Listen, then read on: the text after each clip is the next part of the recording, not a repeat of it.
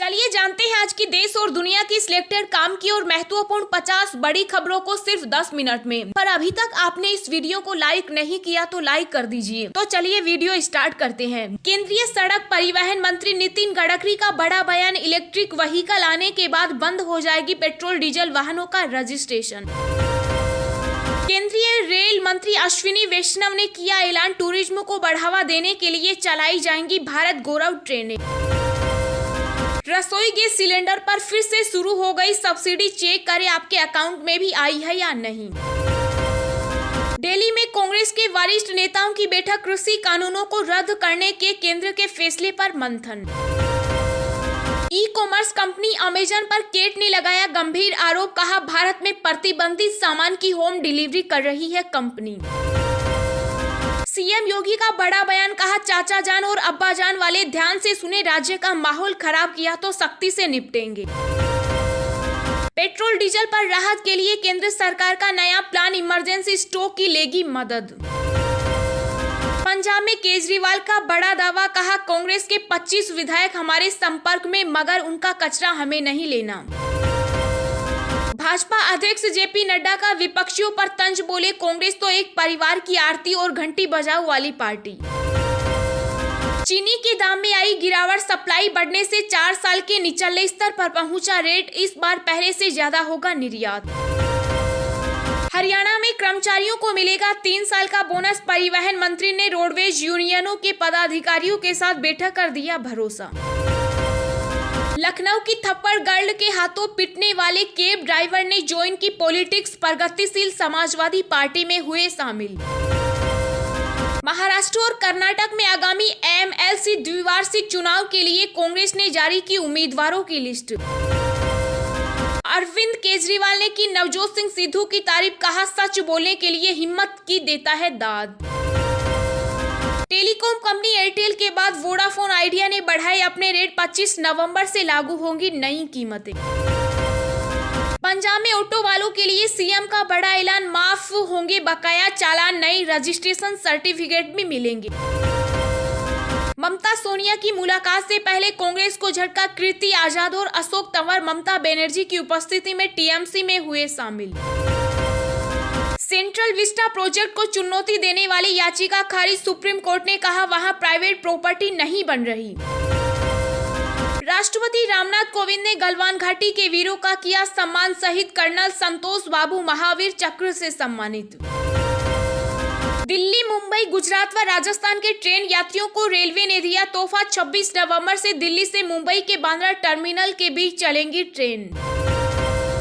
PM Modi ने बारिश से उत्पन्न स्थिति पर कर्नाटक के मुख्यमंत्री से की बात, हर संभव मदद का किया आश्वासन। विधानसभा चुनाव से पहले ही विपक्षी एकता में दरार, टीएमसी कांग्रेस में लगी किसानों की जीत का श्रेय लेने की होड़।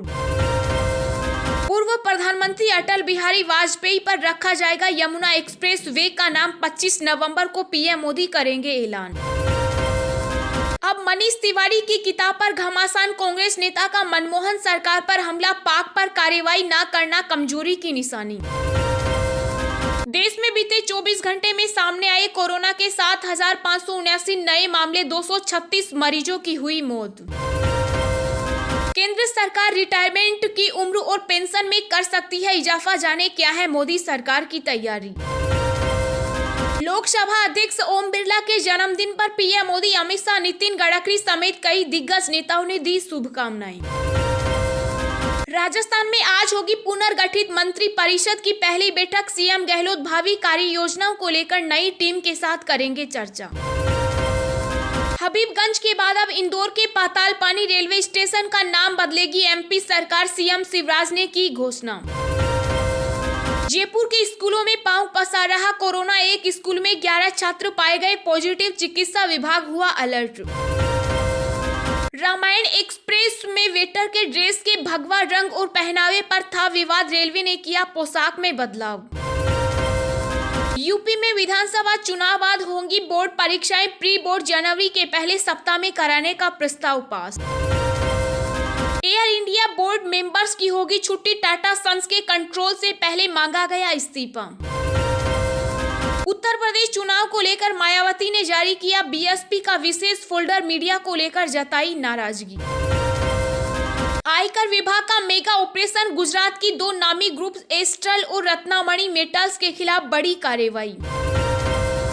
यूपी विधानसभा चुनाव में शिवपाल ने अखिलेश यादव के सामने रखी शर्तें, कहा 100 सीटें मिले तो ही होगा गठबंधन। राष्ट्रीय राजधानी दिल्ली की आयु गुणवत्ता में सुधार, गंभीर से खराब श्रेणी में पहुंचा AQI। टीएमसी को बड़ा झटका, त्रिपुरा में होने वाले स्थानीय निकाय चुनाव पर रोक लगाने से सुप्रीम कोर्ट का इनकार। देश के कुछ राज्यों में चलेंगी शीतलहर, कहीं बारिश से हाल बेहाल, जानिए कैसा रहेगा मौसम। जी हाँ दोस्तों, और भी बहुत बड़ी काम की खबरें निकल कर आ रही है, इसलिए वीडियो को लास्ट तक जरूर देखना। तो चलिए अब जानते हैं जो महत्वपूर्ण खबरें हैं उनको विस्तार से। पर इससे पहले अभी तक आपने इस वीडियो को लाइक नहीं किया तो लाइक कर दीजिए।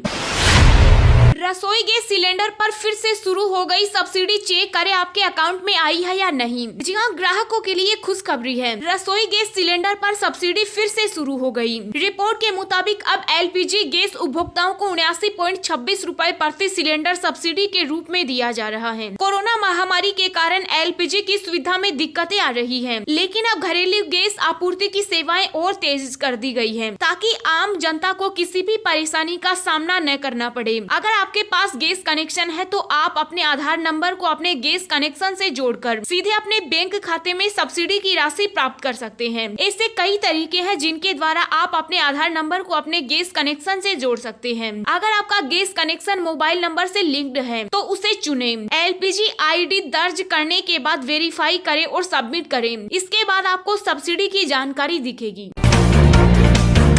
टेलीकॉम कंपनी एयरटेल के बाद वोडाफोन आइडिया ने भी बढ़ाई अपने रेट, 25 नवंबर से लागू होगी नई कीमतें। जी हां, एयरटेल के बाद देश की तीसरी बड़ी टेलीकॉम कंपनी वोडाफोन आइडिया ने भी 20 से 25% तक मोबाइल टेरिफ बढ़ाने का ऐलान किया। हाल ही में भारतीय एयरटेल ने अपने टेरिफ प्लान की कीमतें बढ़ाई थी। अब देश की दिग्गज टेलीकॉम कंपनियों में गिनी जाने वाली वोडाफोन आइडिया ने भी अपने प्रीपेड टेरिफ को बढ़ा दिया है। इससे उपभोक्ताओं को बड़ा झटका लगा है। ये कीमतें 25 नवम्बर से लागू होंगी। अब सस्ते प्लान 99 रुपए का होगा, जो पहले 76 रुपए का था। इस प्लान में 99 रुपए का टॉक टाइम, 200 MB डेटा और 1 पैसा प्रति सेकंड की वॉइस टेरिफ का बेनिफिट मिलेगा। इस प्लान की वैलिडिटी 28 दिनों की है।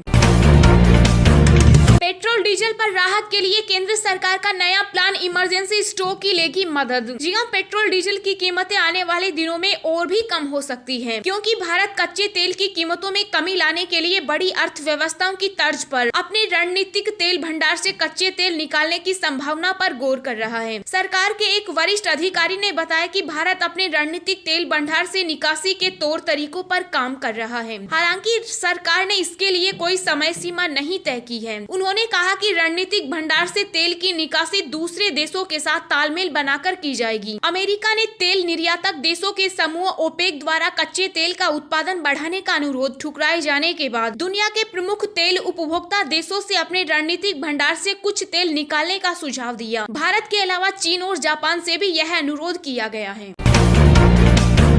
भाजपा अध्यक्ष JP नड्डा का विपक्षियों पर तंज, बोले कांग्रेस तो एक परिवार की आरती और घंटी बजाओ वाली पार्टी। जी हां, भाजपा के राष्ट्रीय अध्यक्ष JP नड्डा ने उत्तर प्रदेश के कानपुर और 8 जिलों के कार्यालयों के उद्घाटन और बूथ अध्यक्षों के सम्मेलन में विरोधी दलों पर तंज कसा। नाम लिए बिना कांग्रेस को एक ही परिवार की आरती और घंटी बजाने वाली पार्टी बताया, तो समाजवादी पार्टी को भाई, ताऊ और चाचे की विकास वाली पार्टी बताया। सम्मेलन में मौजूद बूथ अध्यक्षों से उन्होंने कहा कि आप सब लोग अपने आप को बहुत भाग्यशाली समझें कि आप भाजपा के कार्यकर्ता हैं, क्योंकि भाजपा ही एक ऐसी पार्टी है जिसमें सामने बैठा कार्यकर्ता कल को मंच पर चाहे वो प्रदेश का नेतृत्व करे या पार्टी का नेतृत्व करे, ये कांग्रेस पार्टी में संभव नहीं है। उसमें आगे बढ़ने के लिए एक ही परिवार में पैदा होना पड़ता है।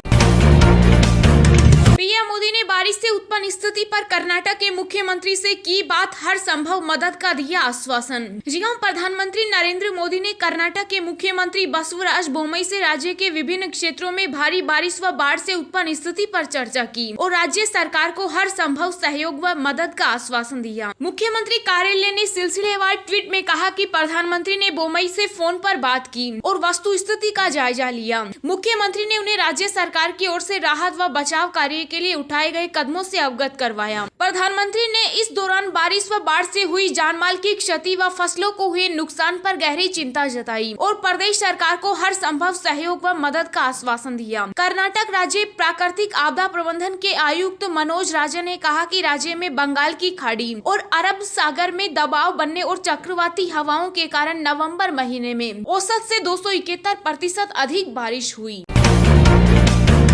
केंद्र सरकार रिटायरमेंट की उम्र और पेंशन में कर सकती है इजाफा। जाने क्या है मोदी सरकार की तैयारी। जी हां, केंद्रीय कर्मचारियों को मोदी सरकार जल्दी एक खुशखबरी दे सकती है। सरकार द्वारा कर्मचारियों की सेवानिवृत्ति आयु और पेंशन राशि बढ़ाने पर विचार किया जा रहा है। जानकारी के मुताबिक यूनिवर्सल पेंशन सिस्टम प्रस्ताव आर्थिक सलाहकार समिति ने प्रधानमंत्री को भेजा है, जिसके तहत कर्मचारियों की कामकाजी उम्र सीमा बढ़ाने की बात कही गई। प्रधानमंत्री की आर्थिक सलाहकार समिति ने कहा कि देश में सेवानिवृत्ति की उम्र बढ़ाने के साथ साथ यूनिवर्सल पेंशन सिस्टम भी शुरू किया जाए। यदि ये सिफारिशें मोदी सरकार मान लेती है तो कर्मचारियों का बड़ा लाभ होगा। समिति की रिपोर्ट के मुताबिक इस प्रस्ताव में यह भी सुझाव दिया गया है कि वरिष्ठ नागरिकों को हर माह न्यूनतम 2000 रूपए पेंशन दी जाएगी। साथ ही रिपोर्ट में प्रस्ताव है कि अगर कामकाजी उम्र की आबादी को बढ़ाना है तो सेवानिवृत्ति की उम्र बढ़ने की सख्त जरूरत है। प्रस्ताव के मुताबिक केंद्र और राज्य सरकारें ऐसी नीतियाँ बनाए जिससे कौशल विकास किया जा सके। दिन भर की ताजा खबरें सोशल मीडिया पर पाने के लिए आप हमें फेसबुक, ट्विटर, टेलीग्राम पर ज्वाइन करें। लिंक नीचे डिस्क्रिप्शन में दी गई है। इसके साथ ही खबरें सबसे पहले पाने के लिए चैनल को सब्सक्राइब करें और बेल आइकन को प्रेस करके ऑल को सेलेक्ट करें।